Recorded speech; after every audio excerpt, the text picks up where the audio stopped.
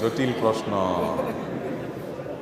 বউ একাধিক চালানোর ক্ষমতা আছে, কিন্তু করছে বিয়ে কয়টা?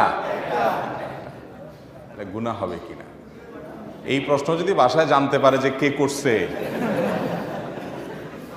এর কপালে আজকে দুঃখ আছে। ভাই, একাধিক বিয়ে করার সামর্থ্য থাকলেই করতে হবে এমন কোনো বাধ্যবাধকতা। একাধিক বিয়ে করার সামর্থ্য আছে, কিন্তু তিনি ওই সামর্থ্য দিয়ে, দুনিয়াতে অনেক মেয়ে বেকার আছে, তাদের বিয়ে হচ্ছে, অনেক ছেলে অবিবাহিত আছে, অনেক মেয়ে অবিবাহিত আছে, তাদের বিয়ে হচ্ছে না। আল্লাহ তাকে সামর্থ্য দিয়েছেন, তার একজন স্ত্রী আছে, চলে আলহামদুলিল্লাহ, তাহলে ওই টাকা দিয়ে তিনি অনেক যুবককে বিয়ে করে দিবেন, অনেক যুবতীর বিয়ের ব্যবস্থা করে দিবেন। এই বুদ্ধিমাতায় আসতে পারে না? বুদ্ধি আসে সব নিজের জন্য। যাক, একাধিক বিয়ে করা মৌলিকভাবে কোনো খারাপ কিছু না, বরং ভালো।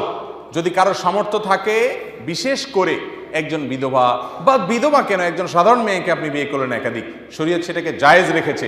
শরীয়ত যেটাকে জায়েজ রেখেছে সেটাকে যদি কেউ খারাপ মনে করে, সে মুসলমান না।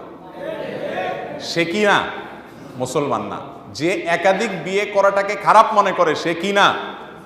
আল্লাহর বিধানকে যে অস্বীকার করে, সে মুসলমান হতে পারে না। বিধা ভাইয়েরা আমার, একাধিক বিয়ের প্রতি ঘৃণার ভাব থাকলে ইমান নিয়ে টানাটানি হবে। অনেক মা বোনদের এটা আছে। হ্যাঁ, আপনি করেন না, সেটা আপনার ব্যাপার, শরীয়ত আপনাকে করতে বাধ্য করে না, তো যার দরকার সে করবে। আমি ব্যক্তিগতভাবে অনেক লোককে জানি যে এমন বিয়ে করছে, বউয়ের ফান্দে পড়ছে, এই বউ ছাড়াও যাবে না, রাখা যাবে না, মানে রাখলে তার যে গুনাহ থেকে বাঁচার ব্যাপার সেটা হচ্ছে না, আবার ছাড়াও যাচ্ছে না, এমন ফান্দে পড়ছে, এমন প্রভাবশালীর মেয়ে বিয়ে করছে যে ছাড়লে গর্দান আর শরীরের উপরে থাকবে না, নিচে পড়ে যাবে।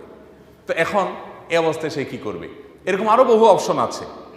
তো ভাইরা আমার, এইরকম পরিস্থিতিগুলো অথবা সাধারণ পরিস্থিতিতে একাধিক বিয়ে করা জায়েজ আছে, কিন্তু টাকা আছে, পয়সা আছে, সেজন্য একাধিক করতে বাধ্য, এমনটা মোটেও জরুরি